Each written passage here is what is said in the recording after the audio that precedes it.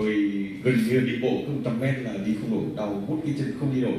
Và ở bệnh viện thì cứ 3 tiếng đồng hồ xuống như quản lý trị liệu. Vấn đề thứ hai là trị, và thứ ba là cái vấn đề cũng rất quan trọng là phì đại tuyến tiền liệt và vôi hóa tuyến tiền liệt. Thế thì khi mà tôi biết cái sản phẩm này thì mục tiêu đầu tiên là xử lý cái lưng nó bị thoát vị điện.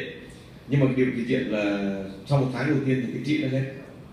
Và đến tháng thứ 5, thứ 6 thì tôi bắt đầu là cái lưng không còn đau nữa, chụp MRI thì đến bây giờ là hoàn toàn là hơn 3 năm rưỡi không bao giờ đau lưng trở lại, và cái tuyến tiền liệt nó cũng đi đâu hết. Và đó chính là cái điều rất là tôi cực kỳ tâm đắc cái sản phẩm. Xin cảm ơn người sản nhưng mà rồi thì chị có phát biểu gì không? Cái tuyến tiền liệt thì lúc đấy nó phì đại một bên là 6 ly rưỡi đến 7 ly, và đặc biệt là bị vôi hóa cái gì đó là nguy cơ ung thư. Và lúc bác sĩ ngoại đến cho bệnh viện thì yêu cầu mổ, nhưng mà tôi thấy vấn đề nó không an toàn, và có chắc chắn khi mổ về tuyến tiền liệt có di chứng, cho nên sau là dùng cái này tự nhiên nó hết luôn, và đến bây giờ rất là tuyệt vời. Vâng, chúc mừng trai.